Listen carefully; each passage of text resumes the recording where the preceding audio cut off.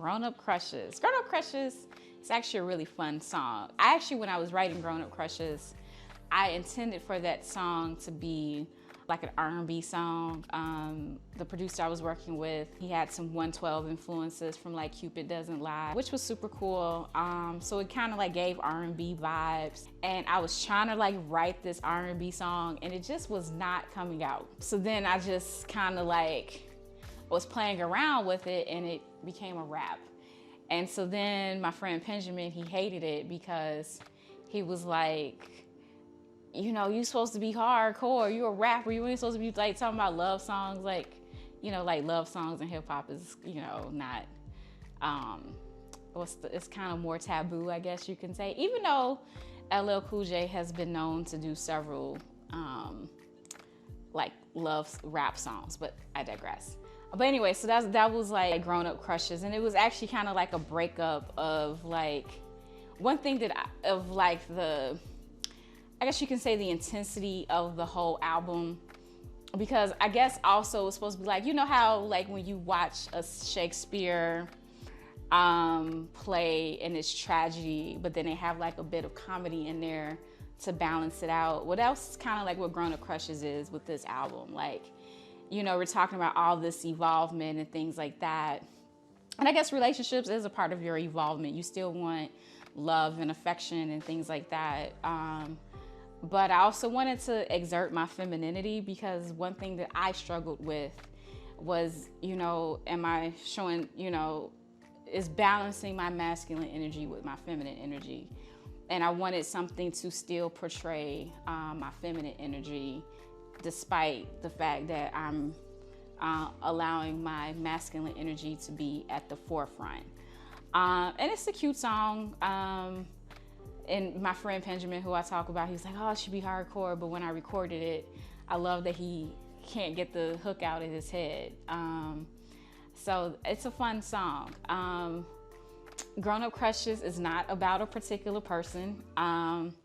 It's about multiple people. It's a combination of multiple experiences, but more than anything, it's about like, you know, when you were a kid in high school, things like that, you know, you had like that puppy love experience, and it was just also showing that when you're a grown up, you can still have that experience and it's okay. Like new love still gets you giddy. It's fun. It's a funness about having that experience or those feelings that you had when you were in high school as an adult about someone that you still have a crush on. Like, just because we're grown up doesn't mean like those things go away. Again, also with Grown Up Crushes, I'm singing a hook in that song. So every song, despite the fact that I'm rapping, I'm singing like every hook. Every vocal is me. Like there's no one else. You know, I'm an independent artist. It's not a lot of money and outsourcing a lot of different people to help you with this project, right? But I actually liked how the hook came out with this particular song. I used to be in concert choir when I was in high school, also one section leader. So I do have a vocal background and I do enjoy singing. And I do plan to showcase that more throughout my journey. It just so happened that rap was the forefront. That wasn't the plan, it just happened that way. But I do plan to do more vocal, lyrical, R&B, soul, you know, type style music. I'm a big fan of like the Sabrina Claudios of the world and whatnot. So Jill Scott, Erykah Badu. So I do plan on doing some of those, but I did do the hook to that song and I'm kind of happy with how it comes out. And I love the fact that even like the hardest person, like when they hear that song, they walk away singing, Grown Up Crushes are real. Like it's just fun, you know, so yeah, it's a fun song. It kind of, it balances like the whole, everything that's going on in the song and on the album of Control Alt Delete. I remember like back in the day, LL Cool J, you know, he used to do more like love influenced rap songs. I'm pretty sure some others have, but he's just the first one that I can think of. Like I said, originally like this was going to be an R&B song and it just didn't work out that way. You know, it just, I was trying to do something. Also, I had another artist, he didn't write it, but He helped me work on the cadences, so shout out to Qbilla for all of your help on this one as well. But no, I would say maybe in the background, even though it's a hip hop song, I would say maybe some Mary J. Blige is in there a little bit.